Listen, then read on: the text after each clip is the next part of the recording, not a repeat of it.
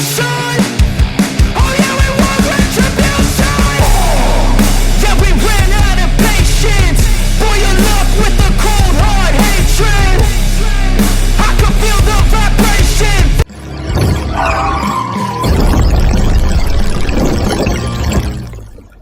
This is The Art of Moving Boxes, the podcast for the people who keep warehouses, distribution centers, and supply chains moving.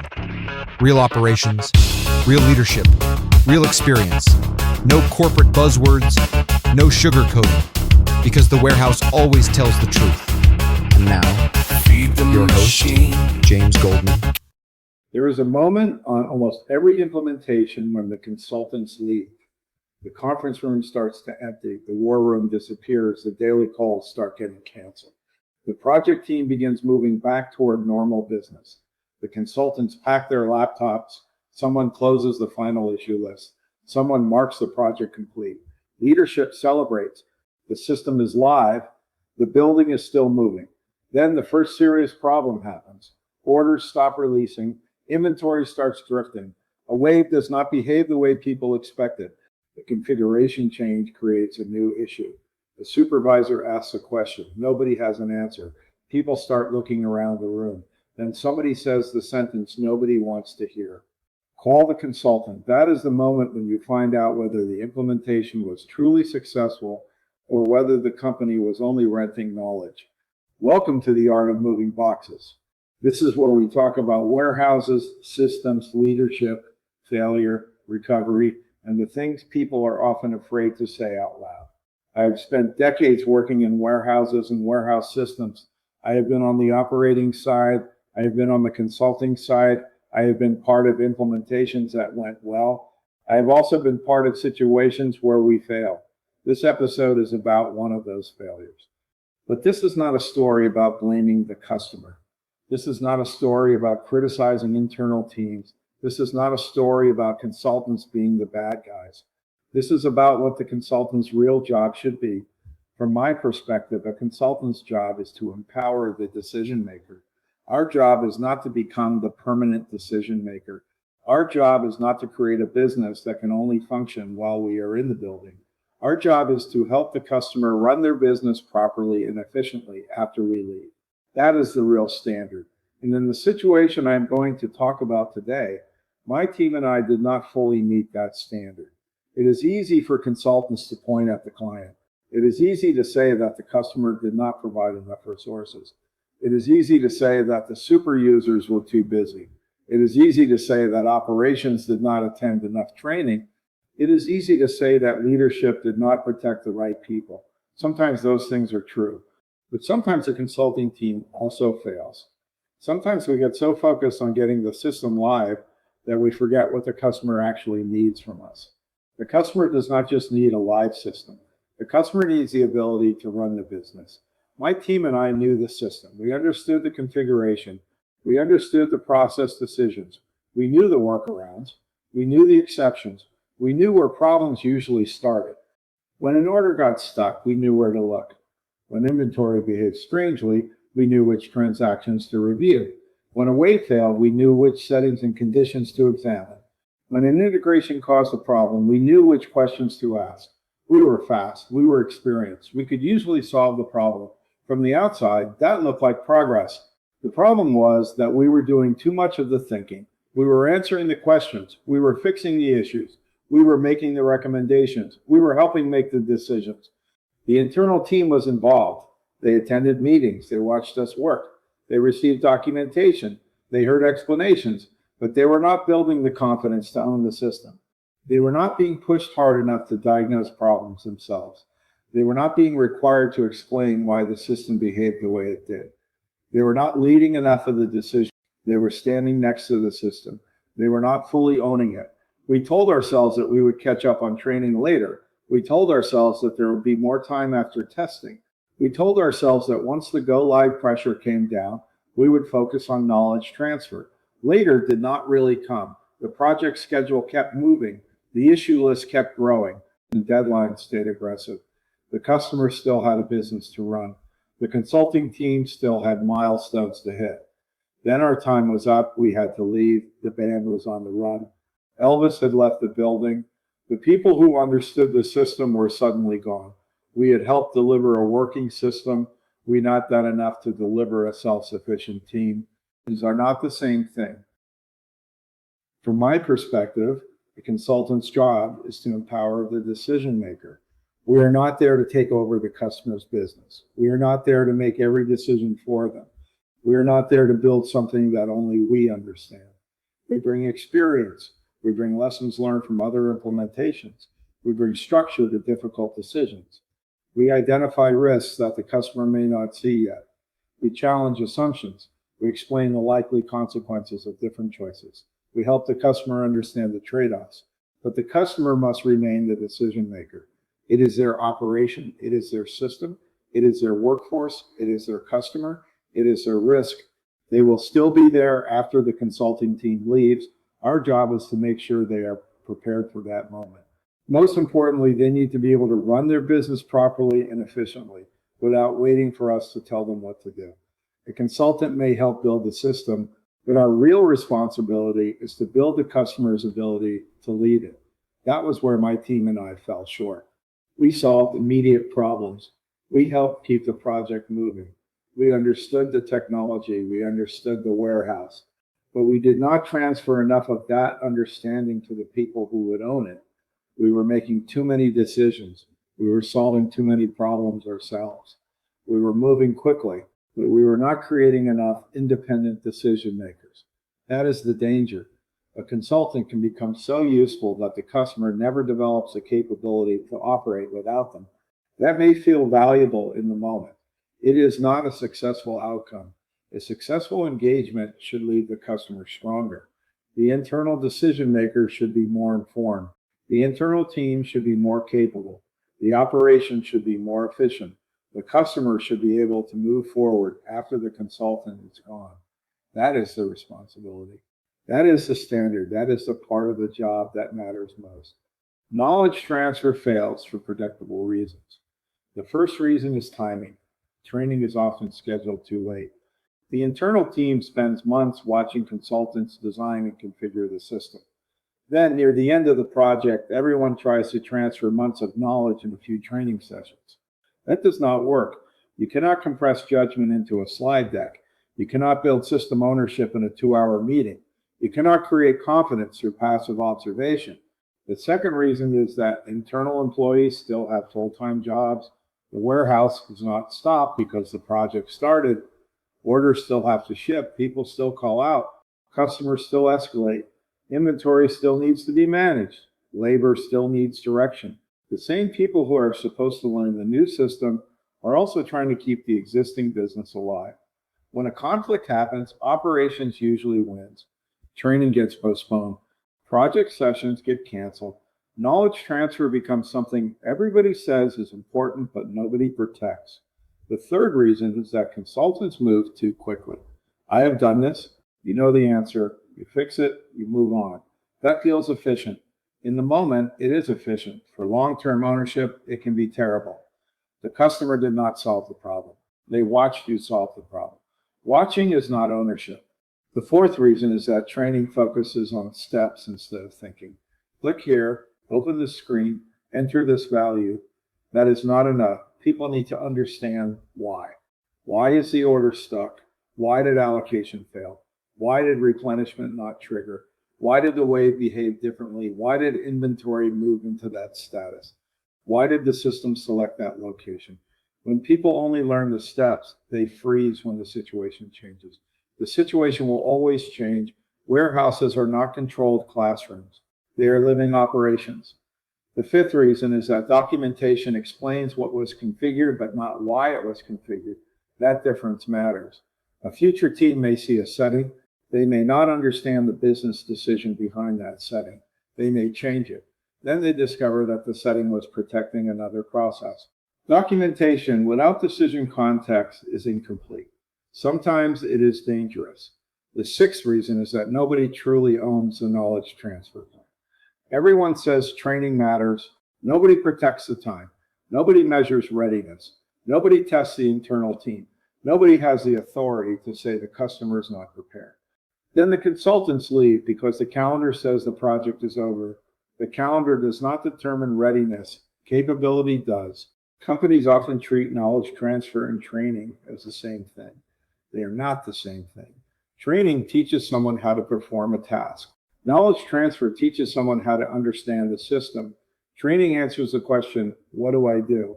Knowledge transfer answers the question, how do I think? That is the difference between a user and an owner. The customer needs users, but the customer also needs owners. Without those people, every problem becomes an emergency. Every emergency becomes a support call. Every support call becomes more dependency. Looking back at my own failure, there are things we should have done differently. We should have slowed down. That sounds strange during an implementation. Projects are always under pressure. There are milestones, there are budgets, there are deadlines, there are executive expectations. But speed without transfer creates a larger problem later. We should have forced the internal team to drive. Instead of sharing our screens and fixing every issue, we should have made them share theirs. We should have asked them to diagnose the problem. We should have let them struggle. That discomfort is part of learning. We should have asked questions instead of immediately giving answers. What changed? When did it start? Which orders are affected? Which orders are not affected? Is this a process issue? Is this a data issue? Is this configuration? Is this integration? Is this user behavior? What evidence supports that conclusion? What would you check next? What could this change affect? Those questions build decision makers. Those questions build owners. We should have required internal employees to explain the configuration back to us. Not repeat it, explain it. Why is this setting here? What business rule does it support? What happens if it changes? Who should approve the change? How would we test the change? What other process could be affected? We should have made the customer lead more meetings. We should have made them present to design. We should have made them lead issue resolution. We should have made them run selected cutover activities while we observed. We should have tested readiness before leaving, not with a written quiz, with real operating scenarios. An order is stuck. Show me how you would diagnose it. Inventory is in the wrong status. Show me where you would look. Replenishment is not triggering. Walk me through the possible causes. The system appears slow. Show me how you would separate a system problem from a process problem. The internal team needed practice making decisions. They did not need another PowerPoint presentation. We also should have documented the decisions behind the design. The configuration told only part of the story. The reasoning mattered more. Why did we choose this allocation method? Why did we create this exception? Why did we avoid a standard process? Why was the integration designed this way? Why did we accept this trade-off? Without those answers, future teams are forced to reverse engineer the implementation. That is expensive, that is risky, that is avoidable. The fix begins before go live. It should begin during design. Every major work stream needs an internal owner, not just a name on a project chart, a real owner. That person should understand the process. They should understand the configuration. They should understand upstream and downstream impacts. They should understand how to recognize failure. They should understand how to escalate correctly. Internal owners should participate in decisions. They should help evaluate the choices. They should understand the trade-offs. They should be empowered to challenge the consultant. A consultant's job is not to dictate. A consultant's job is to give the decision maker the information needed to make a good decision. Internal owners should lead portions of testing. They should lead selected training sessions. Teaching exposes gaps. Internal owners should also participate in support rotations before the consultants leave. Let the internal team take the first call. Let them investigate. Let them recommend the next step. Let them propose the fix. The consultant can observe. The consultant can coach. The consultant should not immediately take control. Companies also need a formal exit test. Before the consulting team rolls off, ask a simple question. Can the customer operate, troubleshoot, and improve the system without us? If they cannot do those things, the transition plan needs to change. Leadership also owns part of this problem. Executives often treat internal participation as something the project team has to negotiate. When leaders refuse to create capacity for learning, They are choosing future dependency. Leadership must protect the time. Leadership must define ownership. Leadership must hold both sides accountable.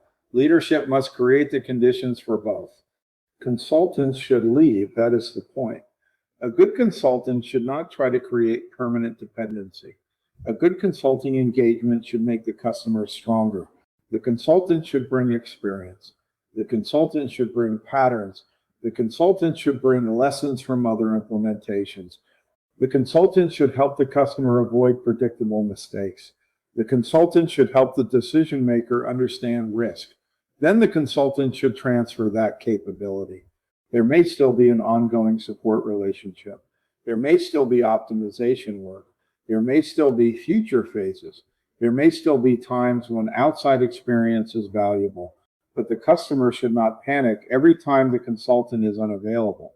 The internal team should be able to run the operation. They should be able to diagnose common problems. They should be able to make ordinary decisions. They should know when they truly need outside help. That is success. The goal is not to make consultants unnecessary forever. The goal is to make consultants unnecessary for basic ownership. The consultant should not be the permanent decision maker. The consultant should empower the customer's decision maker. That is our job. The failure I described stayed with me. It changed how I viewed implementation success. A go live is not enough. A stable first week is not enough. A closed issue list is not enough. A completed training schedule is not enough. The real question is what happens after the experts leave. Does the customer understand the system?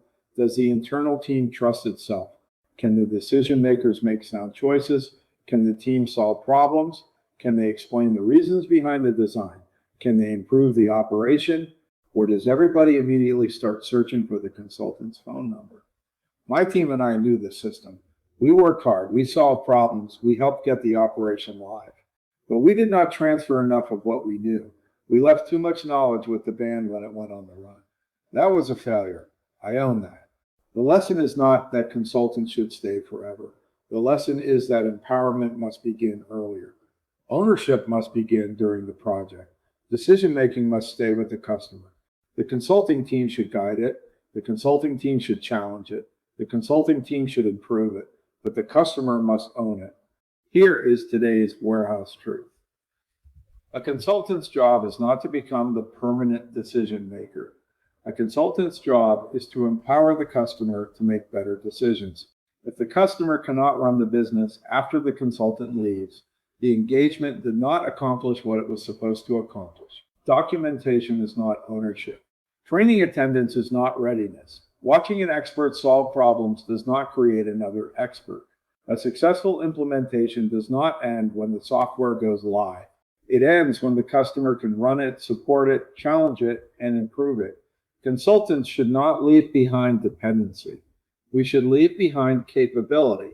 This is why we have to tell the full story. Not only the success stories, not only the perfect implementations, not only the moments when everything worked. We also have to talk about where we failed. That is how the next consultant gets better. That is how the next internal team gets stronger. That is how the next implementation improves. That is how we pay it forward to the next generation. Be curious, be blunt. Keep asking the questions other people are afraid to ask. Pay it forward to the next generation. The reports may change, the explanations may change, but the floor always tells the truth. The warehouse never lies. Until next time, keep them moving. If you've worked in a warehouse for any length of time, you know your hands take a beating. Cardboard, pallets, strapping, cold weather, long shifts. I found a pair of gloves that are built for exactly that kind of work. That's why I'm proud to partner with Bare Knuckles Gloves. They're comfortable, durable, and designed for people who actually work with their hands. If you'd like to give them a try, you can save 15% using my promo code FLOOR15. Just visit the link in my link tree in the description below. You only get one pair of hands. Protect them.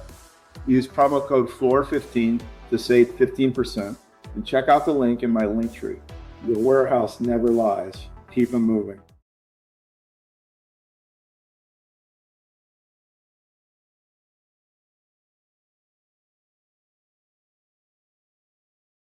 I want to take a minute to tell you about something that really caught my attention, Ramble Office Anywhere. For years, I was a road warrior, moving from one warehouse project to another, often working out of temporary project offices or hotel rooms. My office traveled in pieces, laptop in one bag, cables in another, clothes separate. Rebuilding that workspace every day was a grind. That's why the Ramble Destination Travel Trunk caught my eye. It is a mobile office built for professionals who need to stay productive. One half is designed to organize and protect your office equipment and work essentials, while the other half gives you space for your clothing and personal items. It's about getting to work without digging through multiple bags. If you spend your life working on the road as a consultant or project leader, this product just makes sense. I genuinely wish I'd had it years ago. Find it through my link tree and use code FLOOR15 for a 5% discount. Travel anywhere, work everywhere, and take your office with you.